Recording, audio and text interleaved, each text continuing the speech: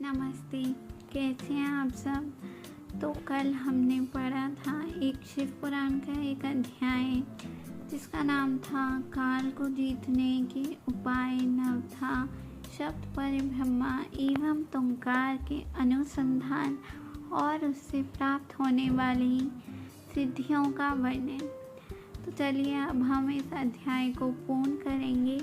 और इससे पहले अगर आपने अभी तक हमारा YouTube चैनल सब्सक्राइब नहीं किया है तो अभी जाकर कर लीजिए, और हमारा वीडियो अच्छा लगे तो इसे लाइक और शेयर कर दीजिए।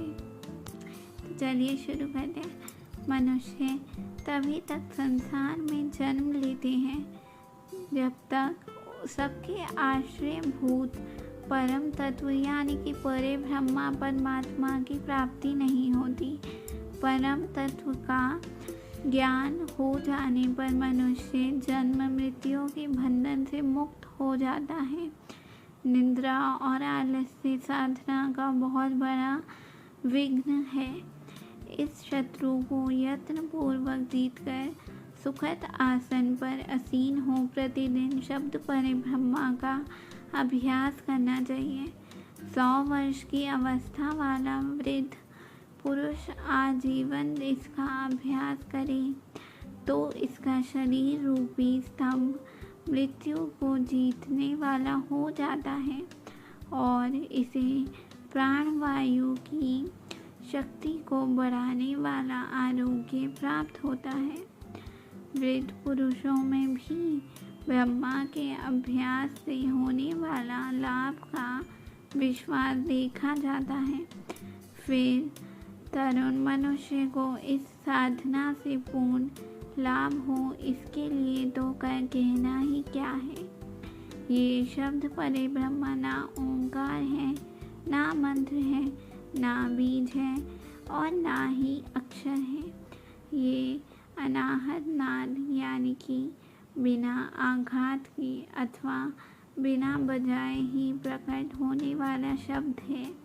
इसका उच्चारण किए बिना ही चिंतन होता है।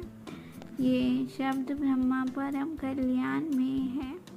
प्रिय शुद्ध बुद्धि वाले पुरुष यत्न पूर्वक निरंतर इसका अनुसंधान करते हैं। अंततः 9 प्रकार के शब्द बताए गए हैं जिन्हें प्राणवेत्ता पुरुषों ने लक्षित किया है। मैं उन्हें प्रयत्न करके बता रहा हूँ। इन शब्दों को नाद सिद्धि भी कहते हैं। वे शब्द कर्मशः इस प्रकार हैं: घोष, कौसे यानी कि झांझ आदि, श्रृंग यानी कि सिंघा आदि, घंटा, वीणा आदि, बांसुरी, दौंधिभू, शंख और नवा, मेघ गर्जन। इन 9 प्रकार के शब्दों का त्याग कर तुरंत कार अभ्यास करें। इस प्रकार सदा ही ध्यान करने वाले योगी पुण्य और पापों से लिप्त नहीं होता है। देवी योगाभ्यास के द्वारा सुनने का प्रयत्न करने पर भी जब योगी इस शब्दों को नहीं सुनता और अभ्यास करते करते मरणासन हो जाता है, तब भी वह दिन रात इस अभ्यास में ही लगा रही। ऐसा करने से 7 दिनों में वह शब्द प्रकट होता है जो मृत्यु को जीतने वाला है। देवी, वह शब्द 9 प्रकार का है। उसका मैं यथार्थ रूप वर्णन करता हूँ। पहले तो घोषात्मक नाद प्रकट होता है जो आत्मशुद्धि का उत्कृष्ट साधन है। वह उत्तम नाद सब रोगों को हर लेने वाला तथा मन को वशीभूत करके अपनी ओर खींचने वाला है। दूसरा कांसनाद है जो प्राणियों की गति को स्तंभित कर देता है। वह विष, भूत और ग्रह आदि सबको बांधता है, इसमें संशय नहीं है। तीसरा श्रृंगनाद है जो अभिचार से संबंध रखने वाला है। इसका शत्रु के उच्चाटन और मारण में नियोग एवं प्रयोग करें। चौथा घंटानाद है, जिसका साक्षात परमेश्वर शिव उच्चारण करते हैं। वह नाद संपूर्ण देवताओं को आकृष्ट कर लेता है। फिर भूतल के मनुष्यों की तो बात ही क्या है, यक्षों और गंधर्वों की कन्याएं उस नाद से उत्कृष्ट हो योगी को उसकी इच्छा के अनुसार महासिद्धि प्रदान करती है तथा उसकी अन्य कामनाएं भी पूर्ण करती है।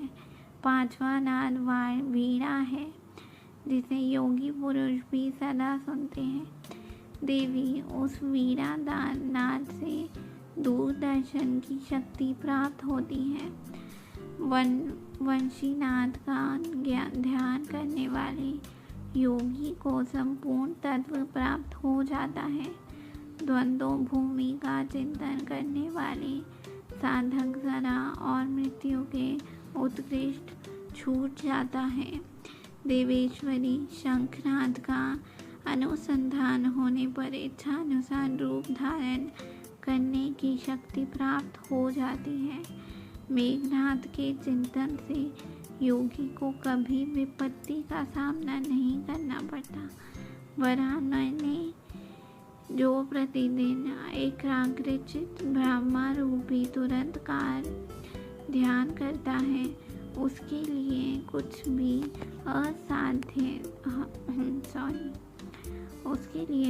असाध्य नहीं होता। उसे मनोवांछित सिद्धि प्राप्त हो जाती है।